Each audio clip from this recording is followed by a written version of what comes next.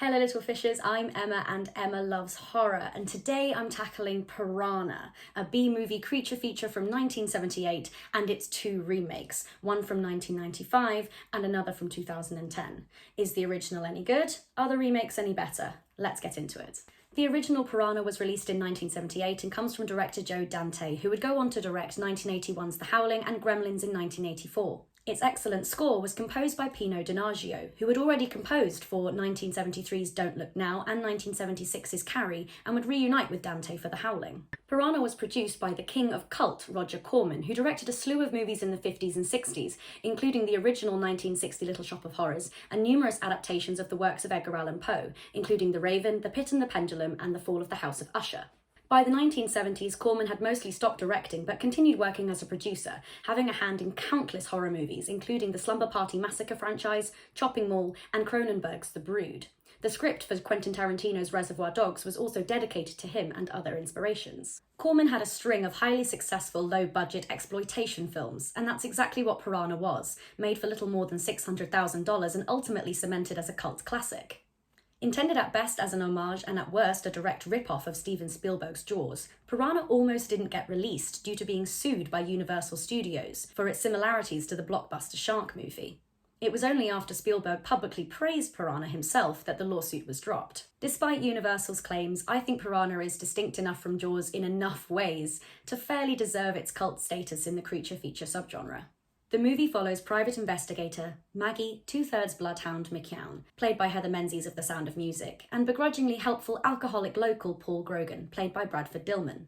At first, they are searching for two missing teenagers, but after draining a reservoir where they believe the two may have drowned, they inadvertently release a mutant strain of piranha into the local waterways that were originally bred for military use in the Vietnam War. As the bodies pile up, Maggie and Paul race to both save Paul's daughter and classmates from her riverside camp and warn the ruthlessly enterprising Buck Gardner against opening his waterside resort. But with the military involved, desperate to cover up the catastrophe, business partners desperate not to lose any money, and Paul's reputation as an alcoholic all working against them, will they manage to save anyone before the piranha massacre the townsfolk and potentially breach into the ocean, where they can threaten every waterway in the world? While the plot is somewhat ridiculous, it is compelling enough, and it has decent characters and set pieces to keep us invested. Maggie is far from a damsel in distress, consistently intelligent, physically able and resourceful throughout, and Paul is both sympathetic as the concerned father and a far from useless companion to Maggie. Barbara Steele of Black Sunday fame also gives a brilliantly chilling performance as a military doctor. Character actor Dick Miller of Gremlins, The Terminator and Chopping Mall is suitably sleazy as Buck Gardner, and Belinda Balaski of Gremlins and The Howling is adorably compassionate as a camp counselor.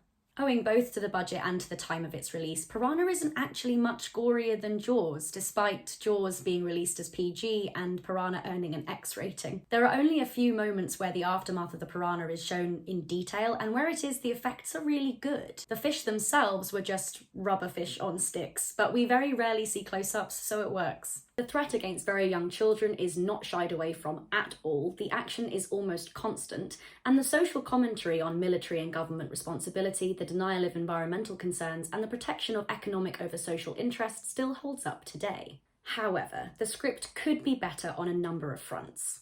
With such a short movie so fraught with action, there isn't a huge amount of room for character development. The humour in the movie works in some places and falls flat in others, which can make it feel a little uneven. It never goes quite far enough to decide if it really is a horror comedy. Some of this is compounded with some poor editing choices and the acting in places being subpar. That being said, if you're a fan of creature features, I think Piranha deserves to be on your list. Overall, it's a solid adrenaline pumper. It's definitely not short on deaths, and I really enjoyed the protagonists and the social commentary. The question remains though, did its remakes do it better? Piranha 1995 was a made-for-TV movie helmed by Scott P. Levy and composed by Christopher Lennertz, who has done music on the small screen for The Boys and Supernatural, among others. Once again produced by Roger Corman, the 1995 Piranha is basically the same movie done over again with a new cast. Much of the dialogue has been lifted and shifted, and even some of the footage, notably during the attacks of the piranhas, is the exact same footage. There are only a few noteworthy differences. Roger Corman was infamous for his requests for more nudity in most of his horror movies. The original Piranha is one of the very few where he actually requested that nudity be taken out because he thought it took away from the horror of the scene. The 1995 remake feels a lot more like a Roger Corman movie to me. It's definitely moving into a sexploitation direction. For example, one of the very minor characters from the original movie, a camp counselor who is friends with Belinda Belasky's compassionate counselor, is transformed in the remake into an overtly sexual bitch who is not well regarded by her peers or the campgoers at all, purely in service of more nudity and violence. There are some other changes to the script. There is more development and backstory to the character of Paul, who in this iteration is played admirably by William Catt of 1976's Carrie and 1985's House. But the development of his relationship with Maggie, here played by Alexandra Paul of Baywatch, isn't as well developed as it is in the previous film, though I do enjoy Alexandra Paul's take on the character of Maggie, and she does well to present a different edge to the character despite almost identical lines to the previous film. There is also more emphasis here on the growing confidence of Paul's daughter, played here by Mila Kunis, aged just 12, her film debut. Some of the relationships between characters in the remake are more neatly tied, which makes the film feel more contained. And there is an additional sinister layer that the man who wants to open his water resort is the uncle of the teenager who goes missing in the beginning of the film. I personally liked this change, though it does make Maggie feel like less of an outsider in the remake. Despite some additional scenes and characters, this movie is actually shorter than the original, and this is mostly due to the arrival of the military being omitted in the remake. The government and military are only referenced, aside from small roles as the governor and the scientist. And while it's still stated that the government are deliberately distancing themselves and not taking responsibility, the focus of the social commentary does shift much more onto private corporate greed and their anti-environmentalism. The desperation of the protagonist's actions in the ending feels like it makes less sense in the remake as a result. However, the final lines of the movie are still just as chilling, as James Karen of Poltergeist and Mulholland Drive somehow makes the governor memorable even with so little to do. I will also say that the humour in the remake is definitely worse. Somehow it's even more poorly executed. Even obvious jokes are missed or scuppered by the editing, which is a shame. But overall, the movie does look and feel a little slicker and the gore is updated. So is this remake worth watching? In my opinion, not if you've seen and remember the original. It doesn't do enough differently to warrant viewing both. If you haven't seen the original, I would seek it out over this remake, but if this remake is all you have, it's close enough to the original that I'd say give it a whirl. But what about the second remake?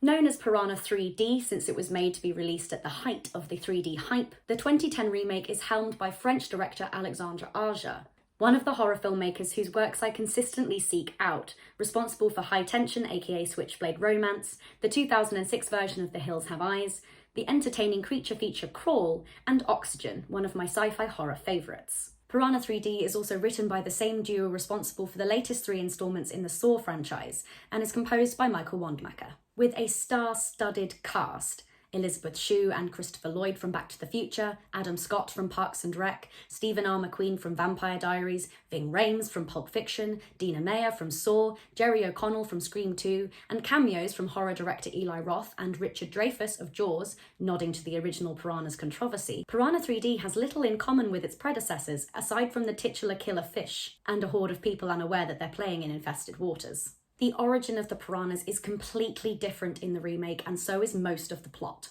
If anything, it's slightly closer in plot to Jaws than the original 1978 film was. There are consistent tongue-in-cheek references to Jaws throughout Piranha 3D, including beers branded Amity, the location being changed to a seaside resort town, and even the poster is a parody of the Jaws poster.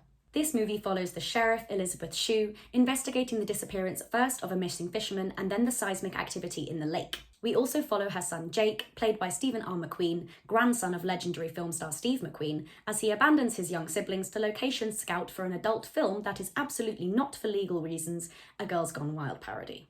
The two groups both uncover the unfortunate truth that a vicious, thought-to-be-extinct species of piranha has been released into the lake as a result of the seismic shift, and the entire town, overrun with tourists for spring break, are in danger of being devoured. This movie is not high art by any stretch of the term, but it isn't trying to be. Where the original and first remake failed to grasp their comedic elements fully, Piranha 3D is a campy horror comedy through and through. Likewise, the slight shift to sexploitation in the 1995 remake is made laughably tame by Piranha 3D standards, and the gore this time is both gratuitous and relentless. This movie is entirely about boobs, bottoms, and blood. It is B-movie schlock, and I loved it. While the shift from practical effects to CGI is always a shame, and the CGI is far from realistic, the sheer volume of the carnage, outlandish deaths sometimes akin to Final Destination, and outrageous brutality undercut with very funny, if crass humour, make Piranha 3D a truly enjoyable popcorn ride that will satisfy any gorehound. The movie is self-aware enough that we go along with its slew of shallow, conventionally attractive characters with gusto, because you're not watching Piranha 3D for layered characters, compelling relationships, or deeper meanings. Utilising so many familiar faces from big and small screens means we can project onto the characters enough to retain our investment in their survival, or as often is the case, sadistically look forward to their demise. Made for a whopping 24 million, the movie is bright and colourful, well-paced and utterly mindless entertainment, honest enough about what it is that we accept it in all its bloody, raunchy glory. There even managed to be a few genuinely tense and frightening sequences.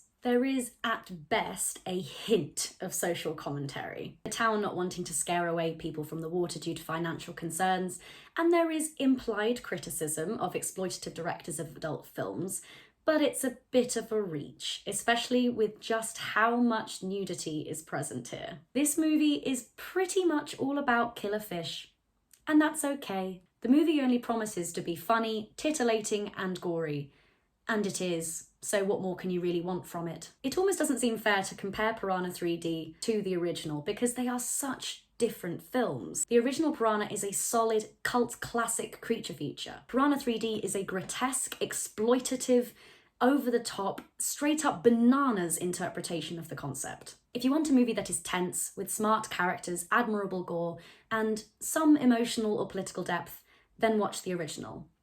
If you want to watch people get completely torn to pieces and laugh while doing it, watch Piranha 3D. The original Piranha was well received by critics, but received more mixed reviews from viewers.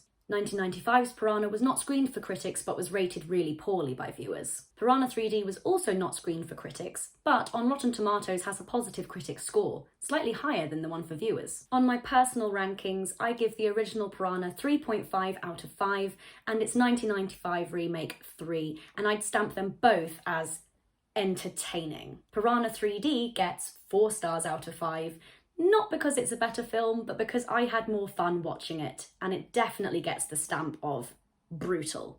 And I do love a brutal movie. What did you think of Piranha or its remakes? Let me know in the comments. Thank you so much for watching, and I'll see you next time if the fish don't get you first.